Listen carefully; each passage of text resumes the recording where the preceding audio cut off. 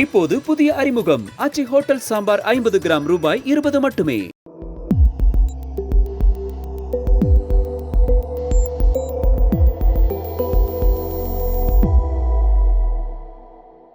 தமிழ் தடம் நேயர்களுக்கு வணக்கம். நம்மோடு உரையாட ஊடகவியலாளர் திரு கேப்ரியல் இணைந்திருக்காங்க. வாங்க பேசலாம். வணக்கம். வணக்கம். அமெரிக்கா, இஸ்ரேல் மற்றும் ஈரானுடைய அந்த பிரச்சனை, அதன் காரணமாக எண்ணெய் விலை, கேஸ் விலை அதெல்லாம் ஏறி இருக்கு. இன்னைக்கு கூட இந்தியாவில் கேஸ் விலை ஏறி இருக்கு. ஸோ இப்படி பெட்ரோல் விலையை ஏறிடக்கூடாது அப்படின்றதுக்காக என்ன பண்ணியிருக்காங்க அமெரிக்கா அப்படின்னா, இந்தியா ரஷ்யா கிட்ட இருந்து ஆயிலை பர்ச்சேஸ் பண்ணிக்கலாம். இது பர்மனண்டான பர்ச்சேஸ் கிடையாது. ஒரு 30 நாளைக்கு நீங்க தற்காலிகமாக ரஷ்யா கிட்ட இருந்து நீங்க ஆயிலை பர்ச்சேஸ் பண்ணிக்கலாம். ஏன் அப்படின்னா, எண்ணெயோடைய பெட்ரோலுடைய விலையை ஏறிடக்கூடாது அப்படின்றதுக்காக இந்தியாவுக்கு ஒரு பர்மிட் கொடுத்துருக்காங்க யுஎஸ். இது பெரிய விமர்சனமா இருக்கு. நம்ம எங்க பர்ச்சேஸ் பண்ணணும், நம்ம எங்க பர்ச்சேஸ் பண்ணக்கூடாது அப்படின்றது அமெரிக்கா தான் முடிவு பண்ணணுமா? அப்புறம் எதுக்கு மோடி இருக்காரு? ஸோ அப்படின்ற ஒரு விமர்சனத்தை எதிர்கட்சிகள் முன் வச்சிருக்காங்க. எப்படி பாக்குறீங்க இந்த விஷயத்த? ஆனா இப்ப இது இந்தியாவுக்கு பெரிய ஒரு சிக்கலா அமைஞ்சிட்டு இருக்கு. இப்ப ஏற்கனவே அமெரிக்காரங்க தான் நம்ம மேல அழுத்தம் போடுறாங்க. அழுத்தம் போட்டு நம்ம இப்ப ரஷ்யாட்ட இருந்து வாங்கக்கூடிய எண்ணெயை கம்மி பண்ணிருக்கோம். ஒரு பாயிண்ட்ல 2024 மே ஜூன் இந்த காலகட்டத்தில எல்லாம் பார்த்தோம்னா, இந்தியா இம்போர்ட் பண்ண ஆயில்ல 43% ரஷ்யால இருந்து வந்தது. இப்ப 19% அது கம்மியா இருக்கு. ஸோ பெரிய அளவுல நம்ம ரஷ்யாட்ட இருந்து எண்ணெயை வாங்கக்கூடியதை கம்மி பண்ணிருக்கோம். அதுக்கு முக்கியமான காரணம் அமெரிக்காவோட அழுத்தம். இப்ப என்ன பண்றாங்க, அமெரிக்கன்ஸ் ஒரு யூட்டர்ன் அடிக்கிறாங்க. யூட்டர்ன் அடிச்சு உங்களுக்கு ஒரு 30 days நாங்க டைம் கொடுக்குறோம், நீங்க ரஷ்யாட்ட இருந்தும் எண்ணெய் வாங்கிக்கலாம் அப்படின்ற மாதிரி ஒரு யூட்டர்ன் அடிக்கிறாங்க. ஸோ இப்போ என்ன ஆகுதுன்னா, அமெரிக்காவுக்கு தேவைன்னா அழுத்தம் போட்டு இந்தியா வாங்கக்கூடாதுன்றாங்க. அப்புறம் அமெரிக்காவுக்கு தேவைன்னா நீங்க போய் வாங்குங்க அப்படின்னு சொல்றாங்க.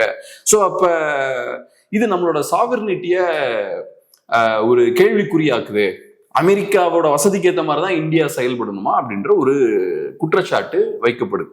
இது கரெக்டான ஒரு குற்றச்சாட்டு தான். அமெரிக்காவுக்கு இந்தியாவோட டிசிஷன்ஸ்ல இவ்வளவு அதிகமான இன்ஃப்ளூயன்ஸ் இருக்கக்கூடாது. அவங்க விருப்பத்துக்கு ஏற்ற மாதிரி இதை பண்ணுங்க பண்ணாதீங்கன்னு சொல்ற அளவுக்கு இன்ஃப்ளூயன்ஸ் இருக்கக்கூடாது. ஆனா இப்ப எதிர்கட்சிகளோட எதிர்பார்ப்பு என்னவா இருக்குன்னா, இந்த பழைய சோவியத் யூனியன் இருந்த டைம்ல அப்ப இருந்த பாலிடிக்ஸ் இருக்குல்ல, அந்த ஸ்டைல்ல இந்தியா செயல்படணும்னு அவங்க எதிர்பார்க்கறாங்க. அப்படி செயல்பட முடியாது. சோவியத் யூனியன் இருந்த காலகட்டத்துல எப்படி ஃபங்க்ஷன் ஆச்சுன்னா, ஒரு சைட்ல சோவியத் பிளாக் இருக்கும், இன்னொரு சைட்ல யூஎஸ் பிளாக் இருக்கும். எல்லாம் சரமாரியா அமெரிக்கா ஒன்னு அதை பண்ணிடுவோம் இதை பண்ணிடுவோம், இந்த குரூப் அவங்கள பார்த்து மிரட்டும், அந்த குரூப் இவங்கள மிரட்டும், இந்த காரசாரமா பேசுறது, நாங்கள் யாருக்கும் அடிபணிய மாட்டோம் அப்படின்னு பேசுறது, அதெல்லாம் இருக்கும். ஏன்னா அப்ப 2 பிளாக் இருந்தது. நமக்கு பேக்கிங் கொடுக்க அப்ப யூஎஸ்எஸ்ஆர் இருந்தாங்க. இப்ப இந்தியாவை பொறுத்தளவுல அந்த ஸ்டைல்ல நம்ம டிப்ளமசி பண்ண முடியாது. இப்ப நமக்கு சில பலங்கள் இருக்கு. நம்மளோட தேவை அமெரிக்காவுக்கு நிறைய இடத்துல இருக்கு, அதே மாதிரி அமெரிக்காவோட தேவையும் நமக்கு நிறைய இடங்கள்ல இருக்கு. ஸோ அதை யூஸ் பண்ணி தான் நம்ம நெகோசியேட் பண்ண முடியும். நம்ம பழைய ஸ்டைல்ல அடிச்சோம் பிடிச்சோம் தூக்கி போட்டோம்னு போயிட்டு இருக்க முடியாது. ஏன்னா இப்ப யூஎஸ்எஸ்ஆர் இல்லை.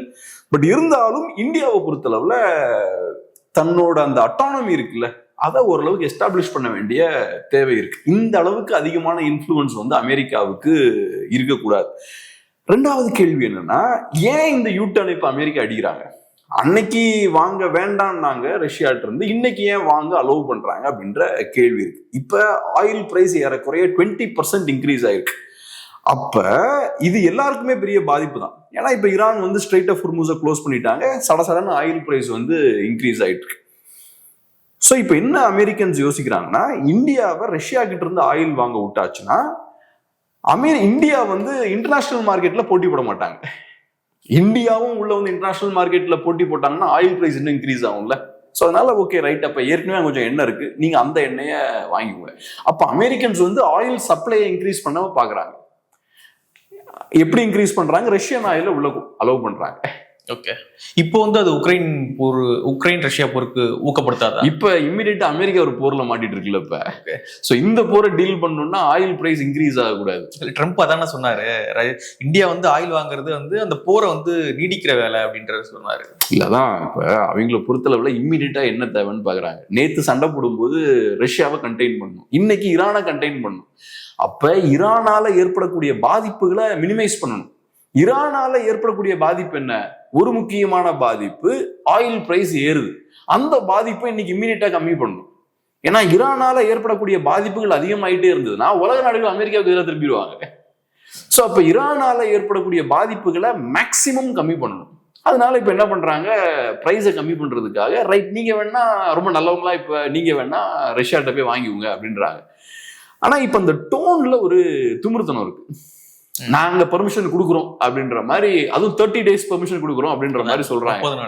இதுல பெரிய ஒரு திமிர்த்தனம் டெஃபினட்டா இதுல இருக்கு. சோ ஏதோ அமெரிக்கா பெர்மிஷன் கொடுத்தாதான் இந்தியா இந்த விஷயத்த பண்ண முடியும் அப்படின்ற மாதிரியான ஒரு இமேஜ் அது கிரியேட் பண்ணுது. ஸோ ட்ரம்ப் என்ன பண்ண முயற்சி பண்றாருன்னா, நான் ஸ்ட்ராங்கா இருக்கேன் அப்படின்ற இமேஜை மெயின்டைன் பண்ண பாக்குறாரு. ட்ரம்ப் இப்படி செயல்படணும்னு அவசியம் கிடையாது. இதை சைலண்டாவே அவர் பண்ணலாம், குவைட்டா இந்தியாவுக்கு பெர்மிஷன் கொடுக்கலாம். பட் இருந்தாலும் நான் இந்தியா ரஷ்யாட்ட இருந்து ஆயில் வாங்குறத நான் தான் ஸ்டாப் பண்ணேன், இப்ப நான் தான் பர்மிஷன் கொடுக்குறேன் அப்படின்ற அந்த இமேஜை அவர் மெயின்டைன் பண்ண முயற்சி பண்றாரு. அப்கோர்ஸ் இது ட்ரம்ப் டைரக்டா சொல்ல, ஸ்காட் பெசன்ட் தான் இதை பண்றாரு. பட் அமெரிக்கா நாங்க ஸ்ட்ராங்கா இருக்கோன்ற அந்த தோற்றத்தை ஏற்படுத்த முயற்சி பண்றாங்க. ஒண்ணு. ரெண்டாவது, இப்படிலாம் பேசினா இந்தியாவுக்கு பிரச்சனை வரும்னு அவங்களுக்கு தெரியும். இந்தியாவுக்கு நான் சொல்றது மோடி கவர்மெண்ட்டுக்கு பிரச்சனை வரும், எதிர்கட்சிகள் மோடி அவர்கள் மேலையும் பிஜேபி மேலையும் அழுத்தம் போடுவாங்கன்னு தெரியும். ஸோ அதனாலையும் ஒரு சிக்கலான ஒரு சூழலுக்கு இந்தியாவை தள்ளுற. இப்ப இந்தியா எப்படி ரெஸ்பாண்ட் பண்ண முடியும் இதுக்கு? என்ன வாங்குங்கன்னு பெர்மிஷன் கொடுக்குறாங்க, நல்லா வாங்க மாட்டேன்னு சொல்ல முடியாது, ஏன்னா வாங்குறது நமக்கு நல்லதுதான். ஸோ அதனால என்ன நம்ம வாங்க தான் போறோம். ஆனா எப்படி ரெஸ்பாண்ட் பண்ணுவீங்க? பட் இருந்தாலும் இது ஒரு விதமா கொஞ்சம் இந்தியாவை பலவீனமா காட்டக்கூடிய ஒரு விஷயம் தான். ஸோ அதனால இப்படிப்பட்ட ஒரு கேம் அவங்க ஆடுறாங்க. நமக்கு இதுக்கு ரெஸ்பாண்ட் பண்றது, பதிலடி கொடுக்கறது கஷ்டம். பதிலடினா இப்ப ரஷ்யா கிட்ட இருந்து என்ன வாங்காதீங்கன்னு சொல்லும் போது, இல்ல நாங்க வாங்குவோம்னு சொன்னா அது பதிலடி. இல்ல நீங்க போய் வாங்குங்கன்னு சொல்றாங்க. இப்போ ஓகே, இப்போ நீங்க பதிலடி கொடுக்க வேண்டாம், ஆனா அதை 30 days ஃபிக்ஸ் பண்றாங்கல்ல, அதை உங்களால சேலஞ்ச் பண்ண முடியுமா அப்படின்ற ஒரு கேள்வி இருக்கு. அதான் நான் இப்ப சொன்ன மாதிரி டிப்ளமசி முன்னாடி மாதிரி ஒர்க் ஆகாது. முன்னாடி வீர வசனங்கள்லாம் பேசுவாங்க. யூஎஸ்எஸ்ஆர் பிளாக்ல இருக்கவங்க 30 days நீ யாரா எனக்கு கொடுக்குறது, நான் 120 days எடுப்பேன்டா அப்படின்னு பேசுறது. இப்ப அந்த style of diplomacy work out ஆக, அப்போ வீக்கா தானே இருக்காங்கன்றதான இன்னைக்கு எல்லா கண்ட்ரிஸுமே இப்படிதானே ஃபங்க்ஷன் ஆகுறாங்க. அது வீக்குன்னு நீங்க பார்க்கலாம், இல்ல டிப்ளமசின்னு பார்க்கலாம். பட் நான் என்னன்னா, அமெரிக்கா இந்த டோன்ல இந்தியாவை டீல் பண்றதை இந்தியா அலோவ் பண்ணக்கூடாது. குறிப்பா இப்ப இந்தியாவுக்கு நிறைய பிரச்சனைகள் அமெரிக்காவால. இப்ப அடுத்தது ஈரானோட டெபுட்டி ஃபாரின் மினிஸ்டர் இந்தியாவை கொஸ்டின் பண்றாரு. அவர் என்ன சொல்றாரு, நீங்க கேளுங்க, அமெரிக்கா கிட்ட கேளுங்க, ஈரானோட கப்பல்களை ஏன் அவங்க இந்தியன் ஓஷன்ல டார்கெட் பண்றாங்க, நீங்க அமெரிக்காவை போய் கொஸ்டின் பண்ணுங்கன்னு அவர் கேட்கிறாரு. ஸோ இப்ப அமெரிக்காரன் என்ன பண்றான், ஒரு இரேனியன் ஷிப்பை இந்தியன் ஓஷன்ல மூழ்கடிச்சுட்டு போயிட்டான். நம்ம கிட்ட தகவலும் கொடுக்கல. பட் பல நாட்கள் அவங்க இந்தியன் ஓஷன்ல சுத்திக்கிட்டு இருந்திருக்காங்க. அதை பத்தி நமக்கும் தெரியல. எப்படி இந்தியாவுக்கு அந்த இன்ஃபர்மேஷன் தெரியலன்றதை நான் சொல்றேன்னா, நம்ம லேட்டா தான் ரெஸ்பாண்ட் பண்றோம். அந்த மூழ்கின கப்பல் SOS அனுப்பினதுக்கு அப்புறம் தான் நம்ம ரியாக்ட் பண்றோம். அது போக ரிட்டையர்டு நேவல் சீஃபும் அவரு பேசும்போதும் சொல்றாரு, நமக்கு அந்த தகவல் தெரியல அப்படின்ற விஷயத்தை பத்தி அவரும் பேசுறாரு. ஸோ அதனால இந்தியாவோட ரெஸ்பான்ஸை வச்சு பார்க்கும்போதே நமக்கு அந்த இன்ஃபர்மேஷன் இல்லை. ஸோ இப்போ ஈரானை பொறுத்தளவில் அவங்க எப்படி இதை டீல் பண்றாங்கன்னா, நான் உங்க கெஸ்டா வரேன், கெஸ்டா நான் போகும்போது எனக்கு இது நடந்திருக்கு. ஸோ அப்ப இந்தியாவோட பார்ட்னர் அவங்க அப்ப இல்லையா, இந்தியாவோட ஃப்ரெண்ட்ஷிப்போட தான் அவங்க அங்க வராங்க. ஸோ அப்ப அவங்களோட செக்யூரிட்டியை என்ஷூர் பண்ண வேண்டியதும் இந்தியாவோட கடமை. ரெண்டாவது, இந்தியன் ஓஷன்ன்றது நம்மளோட பேக்யார்ட். இப்ப இந்த கப்பல் மூழ்கினதுன்றது இன்டர்நேஷனல் வாட்டர்ஸ்ல தான். அது இந்தியாவோட கண்ட்ரோல் இருக்கக்கூடிய கடற்பகுதியில் அது மூழ்கடிக்கப்படலை. இன்டர்நேஷனல் வாட்டர்ஸ்ன்றது அது இந்தியாவோட கண்ட்ரோல் இருக்கிறது கிடையாது. அது ஒண்ணும். பட் இருந்தாலும் நம்ம ஏரியா பக்கத்துல நடக்குதுன்னா அந்த பகுதி ஃபுல்லா அங்க என்ன நடக்குதுன்றது நமக்கு தெரிஞ்சிருக்கணும். அப்பதானே ஸ்ரீலங்கா, மால்டீவ்ஸ்ல நம்மள நம்புவாங்க. ரைட், அப்ப இந்தியன் ஓஷன்ல என்ன நடக்குதுன்றது இந்தியாவுக்கு ஃபுல்லா தெரியும், நம்ம இந்தியாவை நம்பலாம் அப்படின்ற அந்த நம்பிக்கை மற்ற இந்தியன் பார்ட்னர்ஸுக்கு வரும். பட் இவங்க என்ன பண்றாங்க, இந்தியன் இன்ஃப்ளூயன்ஸை மீறி அங்க உள்ள வராங்க. ஸோ அது இந்தியாவோட பலத்தை சேலஞ்ச் பண்ற விஷயம் தானே. ஸோ இப்ப இதுவும் பார்த்தோம்னா இந்தியாவுக்கு பெரிய ஒரு சிக்கலா இது அமையுது. இந்தியாவிட்ட அவங்க சொல்லாம பண்றாங்க. அதை நீங்க இந்தியாவை ஒரு பார்ட்னரா ரெஸ்பெக்ட் பண்றீங்கன்னா சொல்லிட்டுல பண்ணணும், நமக்கு ஒரு தகவலை கொடுக்கணும், நாங்க அங்க வரோம் அப்படின்ற தகவல் கொடுக்கணும். ஸோ அப்ப குறைந்தபட்சம் இந்தியா அதுக்கு ரெடியாவது இருப்பாங்க. பட் அந்த விஷயங்கள்லாம் அவங்க செய்யலை. ஸோ இந்த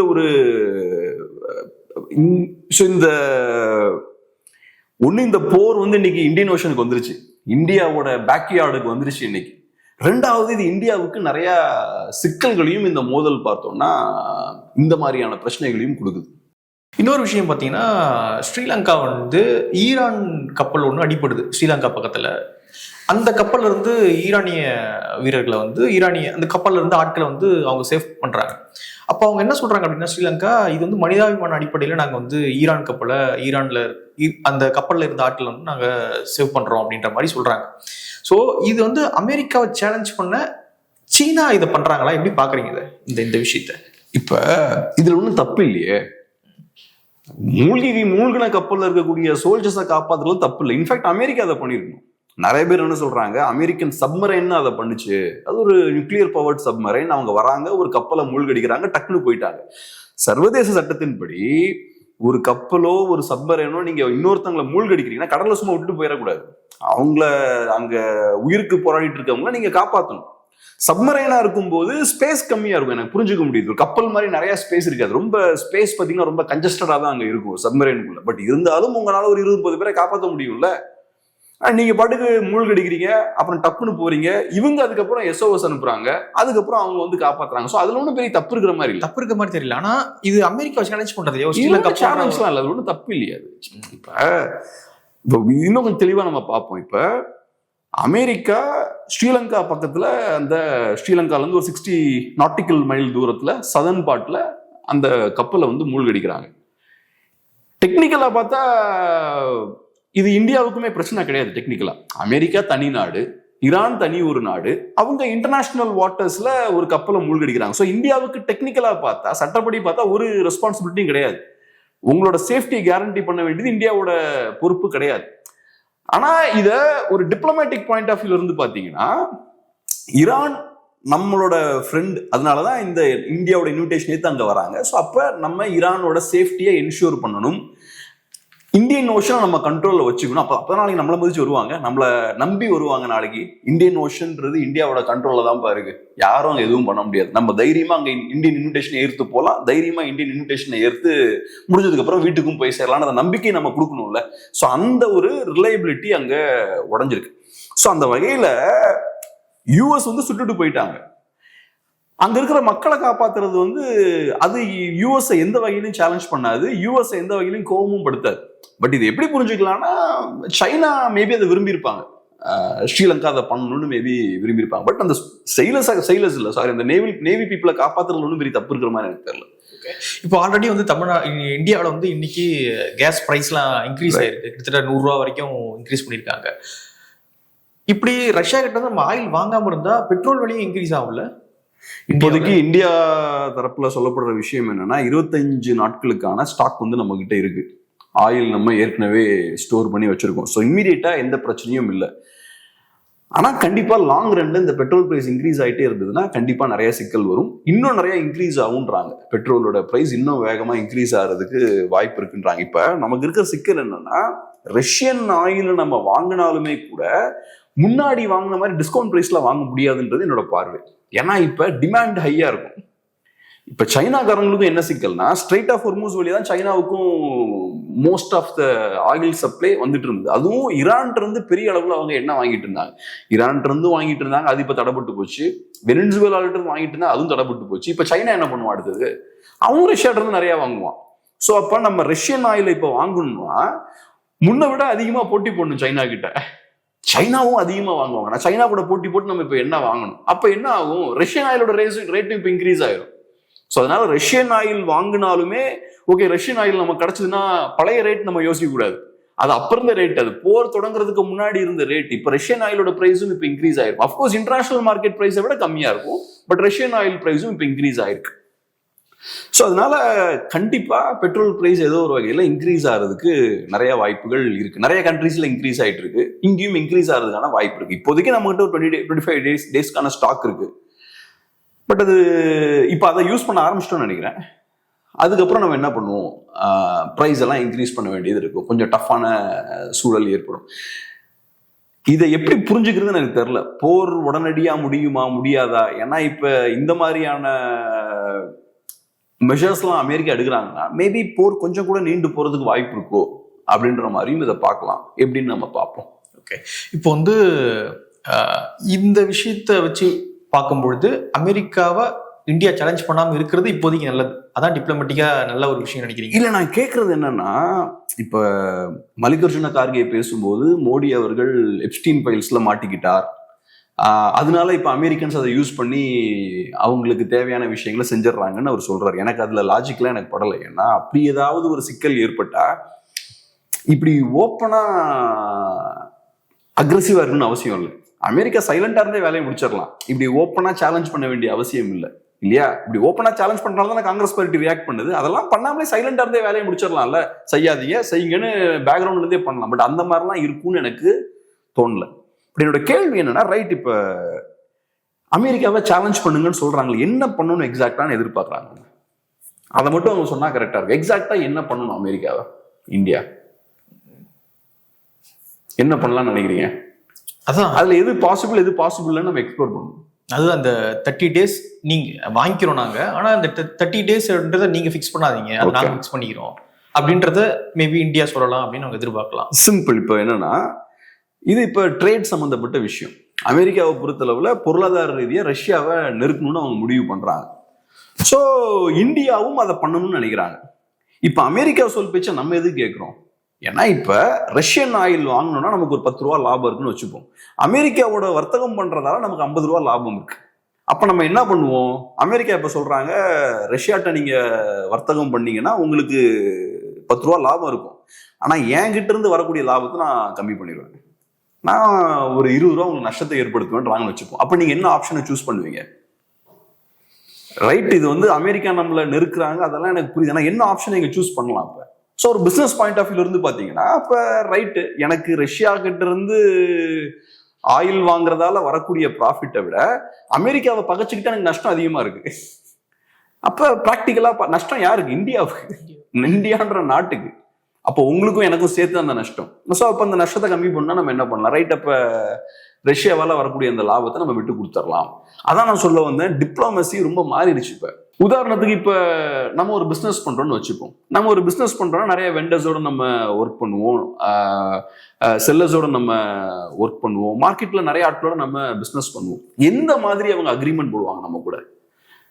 அவங்களுக்கு ஒரு ஸ்ட்ரென்த் இருக்கும், நமக்கு ஒரு ஸ்ட்ரென்த் இருக்கும், அதை பேஸ் பண்ணி அவங்க புஷ் பண்ணுவாங்க. இப்ப ஒருத்தரோட தேவை நமக்கு ரொம்ப அதிகமா இருந்தா அவர் என்ன பண்ணுவாரு? ரேட் எனக்கு கம்மியா தாங்க, அதுக்கப்புறம் அடுத்த வருஷம் பாத்துக்கலாம், இந்த வருஷம் கொஞ்சம் ரேட்டை கம்மியா தாங்க, இல்லைன்னா நான் ஃபுல்லா ஸ்டாப் பண்ணிடுவேன், சப்ளை ஸ்டாப் பண்ணிடுவேன், மிரட்டுவாங்கல்ல. ஏறக்குறைய இப்ப பிசினஸ் தான் நடந்துட்டு இருக்கு, பியூரா இப்ப பிசினஸ் நடந்துட்டு இருக்கு. முன்னாடி அந்த மாதிரி கிடையாது. முன்னாடி ஒரு கோல்டு வார் நடக்கும்போது 2 அணிகளா பிரிஞ்சிருக்கும் போது காங்கிரஸ் பேசின இந்த ஸ்டைல்ல பாலிடிக்ஸ் நடந்துட்டு இருந்தது. பயங்கர வீரவசனங்கள் பேசுறது, நாங்க இதை விட்டு கொடுக்க மாட்டோம், அச்சா புச்சான்னு பேசுறது. இப்ப அந்த ஸ்டைல்ல நடக்காது. அப்படி பண்றதால என்ன பிரயோஜனம்னு பாத்தீங்கன்னா பிரயோஜனம் இல்லை. ஸோ இப்ப இருக்கக்கூடிய ஸ்டைல் என்னன்னா, ஒவ்வொரு விஷயங்களும் எனக்கு என்ன லாபம், எனக்கு என்ன நஷ்டம், அதை பேஸ் பண்ணி தான் பண்ண முடியும். இல்ல ரைட்டு, கரெக்ட், எது கரெக்டோ அதை பண்ணுவோம். ஈரான் அமெரிக்கா அடிக்கிறது தப்புங்க, அப்ப அமெரிக்கா பக்கம் தாங்க இந்தியா, ஈரான் பக்கம் தாங்க இந்தியா நிக்கணும். நிக்கலாம் தாராளமா, ஈரானை நீங்க தாராளமா சப்போர்ட் பண்ணலாம். ஆனா நஷ்டங்கள் நிறைய வரும். அமெரிக்கா அவங்களோட எக்கனாமிக் பவரை யூஸ் பண்ணி நம்ம மேல நிறைய அழுத்தம் போடுவாங்க, அதை நீங்க ஃபேஸ் பண்ண வேண்டியிருக்கும். ஸோ ரைட்டு, அதை ஃபேஸ் பண்ண போறது மக்கள் தான், மக்கள் தான், இருக்கிற மக்கள். ஆமா, டாக்ஸ் பேயர்ஸ் தான் ஃபேஸ் பண்ணுவாங்க. ரைட், நீங்க மெடல் போக்க குத்திக்கலாம், நாங்க சூப்பரா ஈரானை சப்போர்ட் பண்ணோம், ஈரானும் உங்களுக்கு ரொம்ப நன்றி அப்படின்னு சொல்லுவாங்க. ஆனா நீங்க பொருளாதார ரீதியா விலையை கொடுப்பீங்க. அதுக்கு ரெடியா இருந்தீங்கன்னா நீங்க தாராளமா பண்ணலாம். ஸோ அதனால இந்த மாதிரியான சிக்கல்கள் இருக்கு. இப்படிதான் சைனாவும் ட்ரேட் பண்ணிட்டு இருக்காங்க. நிறைய இடங்கள் அவங்களும் இந்த காம்ப்ரமைஸ் எல்லாம் பண்றாங்க. பட் என்னன்னா, ஒரு நாட்டை அவமதிக்க அலோவ் பண்ணக்கூடாது. ஆனா இப்ப இந்த ஃப்ரண்ட் பேஜ்ல நம்ம நியூஸை பார்க்கும்போது, US allows India to buy Russian oil for 30 days, அங்கதான் இங்க இடிக்குது. கொஞ்சம் இது வந்து கொஞ்சம் அவமதிக்கிற ஒரு டோனும் இருக்கு. அதான் டிப்ளமேட்டிக்கலா பேசி எடுத்து வேற சில அழுத்தங்கள்லாம் போட்டு யூஎஸ் கொஞ்சம் வழி கொண்டு வரும். பப்ளிக்கா இந்த மாதிரியான விஷயங்கள்லாம் பண்ணக்கூடாது. ஒரு நாட்டுக்கு கொடுக்க வேண்டிய ரெஸ்பெக்ட் நீங்க கொடுக்கணும். அதுன்னு நீ என்ன அலோவ் பண்றது?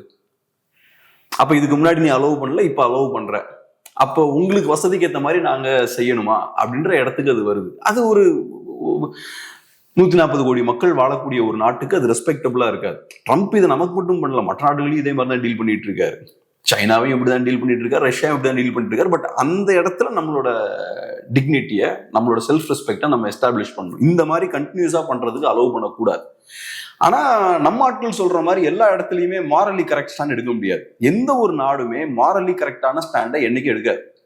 சில நேரங்கள்ல அவங்க எடுக்கக்கூடிய ஸ்டாண்ட் மாரலி கரெக்டாவும் இருக்கலாம், அது கோயின்சிடன்ஸா அமையும். இப்ப உதாரணத்துக்கு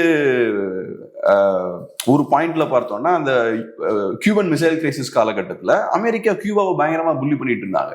அப்ப ரஷ்யா கியூபாவை சப்போர்ட் பண்ணாங்க. அப்ப மாரலி யாரு கரெக்டா இருக்காங்க? ரஷ்யா கரெக்டா இருக்காங்க.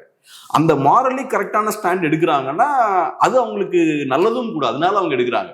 மாரலி கரெக்டா இருக்குன்றதுக்காக கிடையாது. நாடுகளை பொறுத்தளவுல அவங்களுக்கு இன்ட்ரெஸ்ட் மட்டும்தான். இது வேற ஒரு தேவை ஏற்பட்டுச்சுன்னா ரஷ்யா வேற மாதிரியும் டீல் பண்ணுவாங்க. அவங்க நாடுகளை தேவையில்லாம தாக்குதல் நடத்தியிருக்காங்க, இதே மாதிரி நெருக்கியிருக்காங்க. யுஎஸ்ஏ அதே வேலையை பண்ணியிருக்காங்க. நமக்கு இப்ப என்ன தேவை இருக்கு? நாடுகள் அப்படிதான் செயல்படும். அந்த காலத்துல யுஎஸ்எஸ்ஆர் இருந்ததால நீங்க வீரவசனங்கள்லாம் பேசிட்டு எடுத்துட்டு இருக்கலாம். இன்னைக்கு அது கிடையாது. இன்னைக்கு நீங்க பியூரா பிசினஸ் தான் பண்ணோம் அவங்ககிட்ட. அதுக்காக நம்ம வந்து வீக்கா தான் இருக்கும் அப்படின்றது நினைச்சுக்க வேண்டாம்ன்றீங்க. இந்தியா வீக்கா இருக்கு அப்படின்றது இல்லை. நான் சிம்பிள்ங்க, நான் உங்ககிட்ட யதார்த்தத்தை சொல்றேன். நீங்க உங்களுக்கு போய் முட்டணும் மோதணும் நினைச்சீங்கன்னா ஓகே, ஆனா அதனால வரக்கூடிய நஷ்டம் என்னன்றதை நீங்க பாத்துக்கோங்க. அதை ஃபேஸ் பண்றதுக்கு நீங்க ரெடியானும் பாத்துக்கோங்க. அதுதான் நான் கேட்கறேன். இப்போ இந்தியா வந்து அலோவ் பண்றாங்க, இப்படி அவங்க அலோவ் பண்றாங்க அப்படின்ற வார்த்தையை விட்டுறதுனாலேயே இந்தியா வீக்கா தான் இருக்கு அப்படின்ற ஒரு இடத்துக்கு நம்ம போக வேண்டாம்ன்றீங்களா? எப்படி சொல்றீங்க? இப்போ அமெரிக்காவை சூப்பர் பவர், அமெரிக்காவுக்கு பவர்ஃபுல்லான பார்ட்னர்ஸும் இருக்காங்க. அமெரிக்காவோட கம்பேர் பண்ணும்போது நம்ம வீக்கான ஒரு நாடு தான், அதுல எந்த சந்தேகமும் நமக்கு வேண்டாம். அமெரிக்காவோட எக்கனாமிக் பவர் நமக்கு கிடையாது, அமெரிக்காவோட மிலிட்டரி பவர் கிடையாது. அது போக நமக்கு வேற சிக்கல்களும் இருக்கு. பக்கத்துல சைனா உட்காந்துருக்காங்க, சைனாவோட சிக்கல் இருக்கு. ஸோ சைனாவை டீல் பண்ணா நமக்கு அமெரிக்கா சப்போர்ட் தேவை. இந்த மாதிரியான சிக்கல்கள்லாம் நமக்கு இருக்கு. பாகிஸ்தானை நம்ம டீல் பண்ணிட்டு இருக்கோம். ஸோ அவங்கள டீல் பண்ணும் போதும் நம்ம அமெரிக்காவோட கோஆப்ரேட் பண்ண வேண்டிய தேவை நமக்கு இருக்கு. இதெல்லாம் நமக்கு கண்டிப்பா நமக்கு சிக்கல் தான். ஸோ அந்த வகையில இன்னைக்கு இந்த பேசும்போதே உங்களுக்கு யார் டாமினண்டா இருக்க மாதிரி தெரியுது? அமெரிக்கா டாமினண்டா தான் இருக்காங்க. அது காரணம் என்னன்னா அவங்களுக்கு எக்கனாமிக் டாமினன்ஸ் இருக்கு, மிலிட்டரி டாமினன்ஸ் இருக்கு. அந்த டாமினன்ஸ் இங்கேயும் வெளிப்படுது. பட் நம்ம அதை முடிஞ்ச அளவுக்கு கொஞ்சம் கண்ட்ரோல் பண்ணணும்.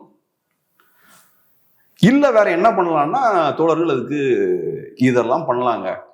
நம்மளோட ஏர்கிராஃப்ட் கேரியரை நம்ம விட்டுறலாம், இறக்கி விட்டு அடிக்கலாம் அப்படின்னா அது அந்த மாதிரி ஆப்ஷன்ஸ் எல்லாம் நீங்க சொல்லணும். என்ன எக்ஸாக்டா பண்ணணும்னா அது ஆப்ஷன்ஸ் நீங்க சொல்லணும். அதுக்கு என்ன சொல்யூஷன் வச்சிருக்கீங்க? ரைட், அப்ப சைனா நமக்கு, ஆனா தோழர்கள் சொல்ற சொல்யூஷன் என்னவா இருக்குன்னா, நீங்க யூஎஸ்ஏ கட் பண்ணிட்டு சைனா கூட போய் சேர்ந்துருங்க, அதாவது சைனாவோட ரைட் ஹேண்ட் மாதிரி மாறிடுங்க.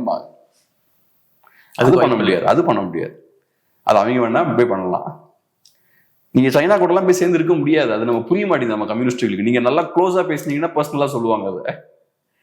அதனாலதான் சைனாக்கார அட்டாக் பண்ணும்போதெல்லாம் நம்ம ஆளுங்க பெருசா வாய் திறக்க மாட்டாங்க. சைனா கூட இருக்கக்கூடிய நாடுகள்லாம் திவாலாகி போய் இருக்காங்க. அப்ப இந்தியாவும் போய் எப்படி சைனா கூட போய் சேர்ந்துருக்க முடியும்? அப்புறம் நம்மளும் அதே மாதிரிதான் இருப்போம். சைனாவோடலாம் சேர்ந்து இருக்க முடியாது, சர்வாதிகார நாடு. ஸோ அதனால சைனாவோடையும் சேர முடியாது, அமெரிக்காவோட சேர வேண்டிய தேவை இருக்கு. ஆனா இப்படி இருக்காங்க, ட்ரம்ப் கொஞ்சம் பிரச்சனையை கொடுத்துட்டு இருக்காரு. கொஞ்சம் ஒரு பிளெக்சிபிளான ஆளா ட்ரம்ப் இல்ல. இது நமக்கு மட்டும் இல்லையா, யூரோப்புக்கு இதே பிரச்சனையா தானே இருக்கு. யூரோப்பியன் நேஷன்ஸ் ட்ரம்ப் தானே டீல் பண்றாரு. ஜெலன்ஸ்கி என்ன பண்ணாரு, ஜெர்மனி என்ன பண்ணாரு, பிரிட்டன் எப்படி டீல் பண்றாரு. இப்ப பிரிட்டன் இந்த மாதிரி தான் பேசிட்டு இருக்காரு. கிரீன்லாண்ட் எடுத்துருவாரு, கிரீன்லாண்ட் எடுத்துருவாரு. இப்ப பிரிட்டனையும் பாத்தீங்கன்னா டஃபா தான் டீல் பண்றாரு இந்த இஷ்யூ இப்ப நடந்துட்டு இருக்கும். ஏன்னா கியர் ஸ்டார்மர் வந்து ட்ரம்ப் விரும்புற மாதிரி பிளெக்சிபிளா இல்ல. வேணா இப்ப யூஸ் பண்ணிக்கோங்க எங்களோட பேஸ்லான் இருக்காரு. இப்ப அந்த இடத்துக்கு வந்திருக்காரு. பட் ஃபர்ஸ்ட் அதுக்கும் அவர் ரெடியா இல்லை. ஸோ அதனால இப்ப பிரிட்டனையும் டஃபா தான் டீல் பண்ணிட்டு இருக்காரு. இது ஒரு டெம்பரரி ஃபேஸா கூட இருக்கலாம். ஸோ அதனால இந்த ட்ரம்ப்ன்றது ஒரு பிரைம் பிரசிடென்ட் தானே, அமெரிக்காவோட பாஸ்டையும் ஃபியூச்சரையும் ரெப்ரசென்ட் பண்ற ஆள் கிடையாதுல்ல. இன்னைக்கு இருக்கக்கூடிய ஒரு பிரசிடென்ட் தானே, நாளைக்கு சூழலும் மாறலாம். எல்லாரும் அதான் எதிர்பார்த்துட்டு இருக்காங்க. ஏதோ ஒரு மாற்றம் வருமா, அப்புறம் எதிர்பார்த்த மாற்றம் வரல, அடுத்த பிரசிடென்ட் இப்படிதான் இருக்காருன்னா அதுக்கு அடாப்ட் ஆயிடுவாங்க. அப்புறம் ஆனா நம்ம ஒரு விஷயத்த நோட் பண்ண வேண்டியது இருக்கா, என்னன்னா அமெரிக்காவுக்கு எந்த எக்ஸ்டெண்டும் போகக்கூடிய பவர் இருக்கு. அது வரக்கூடிய பிரசிடென்ட்டை பொறுத்து மாறும். ஆனா வந்து அமெரிக்காவில் இருக்கக்கூடிய பவருக்கு எந்த எல்லைக்கும் அவங்க போகக்கூடிய பவர் இருக்கு அப்படின்றத எடுத்துக்கலாமா? எந்த எல்லைக்கும் போகக்கூடிய பவர் இருக்கான்னு தெரியல. நான் உலகத்திலே இன்னைக்கு அதிகமான பவர் அவங்க கிட்ட தான் இருக்கு. மிலிட்ரி பவர்லாம் சைனாவால அமெரிக்கா கிட்ட கூட வர முடியாது. நம்ம ஆளுங்க சைனால அந்த பெரிய பவர்லாம் சொல்லிட்டு இருக்காங்க, அமெரிக்கா கிட்ட போக முடியாது அவங்களால. அமெரிக்கா ரொம்ப பவர்ஃபுல்லான கண்ட்ரி, அமெரிக்கா கிட்ட பவர்ஃபுல்லான பார்ட்னர்ஸும் இருக்காங்க. அமெரிக்காவோட ஸ்ட்ரென்த் அதுதான். இப்ப மிடில் ஈஸ்டுக்கு போறாங்கன்னா கூட இஸ்ரேல் வராங்க டக்குன்னு. அது போக மற்ற நாடுகளின் டிஃபென்ஸ் சிஸ்டம்லாம் டக்குன்னு ஆக்டிவேட் ஆகுது. ஏதோ அவங்க ஃபுல் ஃபிளட்ஜா அமெரிக்காவுக்கு சப்போர்ட் பண்ணலனாலும் அவங்க செய்யக்கூடிய வேலைகள் அமெரிக்காவுக்கு சப்போர்ட்டா தான் இருக்கு. கம்ப்ளீட்டா ஐசோலேட் பண்ண முடியுது அவங்களால ஈரானை. இது இங்கேயும் அவங்களால பண்ண முடியும். நாளைக்கு சைனாவை கவுண்டர் பண்றாங்கனாலும் அங்க ஜப்பான் இருக்கும், சவுத் கொரியா இருக்கும், தாய்வான் இருக்கும், பிலிப்பீன்ஸ் இருக்கும். ஏதோ ஒரு வகையில இந்தியாவும் சைனாவுக்கு எதிரான ஒரு நாடு தான் ஏதோ ஒரு வகையில. ஸோ இப்படி பவர்ஃபுல்லான ஒரு அலைன்ஸ். அப்புறம் அந்த எண்டுக்கு போயிட்டீங்கன்னா ஆஸ்திரேலியா இருக்கும் பசிபிக் சைட்ல. அது போக அவங்களுக்கு ஹவாய் ஐலண்ட்ஸ் அங்க இருக்கும் பசிபிக்ல. ஏகப்பட்ட அசர்ட்ஸ் அங்க இருக்கும். ஸோ அமெரிக்காவுக்கு ஒண்ணு அவன் பவர்ஃபுல், ரெண்டாவது அவனோட நெட்வொர்க்கும் ரொம்ப ஸ்ட்ராங்கா இருக்கும். ஸோ இப்போ ஈரானை எல்லா சைட்ல இருந்து நெருக்கிற மாதிரி அவங்களால அதை பண்ண முடியும். ஸோ இந்த பவர் அவங்களுக்கு இருக்கும்போது இப்போ கொஞ்ச நாள் ஆண்டுகளுக்கு முன்னாடி வரைக்கும் ரூல்ஸ் படி ஆடிட்டு இருந்தாங்க. ஏன்னா அப்ப ரூல்ஸ் படி ஆட வேண்டிய தேவை அவங்களுக்கு இருந்தது. ரூல்ஸ் படி ஆடுனா அவங்களுக்கு லாபம் இருந்தது. ஸோ அதனால ரூல் பேஸ்ட் ஆர்டர்னாங்க. WTOட சட்டத்துக்கு உட்பட்டு எல்லாம் செயல்படணும், இன்டர்நேஷனல் ட்ரேட் ரூல்ஸ்லாம் இருக்கு, அப்படி இப்படின்னாங்க. இப்ப பாக்குறாங்க அந்த ரூல்ஸுக்கு உட்பட்டு செயல்பட்டு அவங்களுக்கு லாபம் இல்லைன்னு பாக்குறாங்க. சைனா அதை மீறி போறாங்க. ஸோ அப்ப நம்ம எதுக்கு சட்டத்துக்கு உட்பட்டு செயல்படணும், நம்மளும் பிடிச்ச மாதிரி செயல்படலாம், எல்லா இடத்துக்கும் துப்பாக்கி தூக்கிட்டு போயிடலான்னு பாக்குறாங்க. இனி நான் ரூல்ஸ் எல்லாம் மதிக்க மாட்டேன்றாங்க. இது ஒரு ஃபேஸ், அவ்வளவுதான். இதெல்லாம் இந்த ஃபேஸ்ல நம்ம கரெக்டா ஹேண்டில் பண்ணுவோம். ஓகே, பார்க்கலாம். நிறைய விஷயங்களை மூட பகிர்ந்துக்கிட்டீங்க. நன்றி. நன்றி.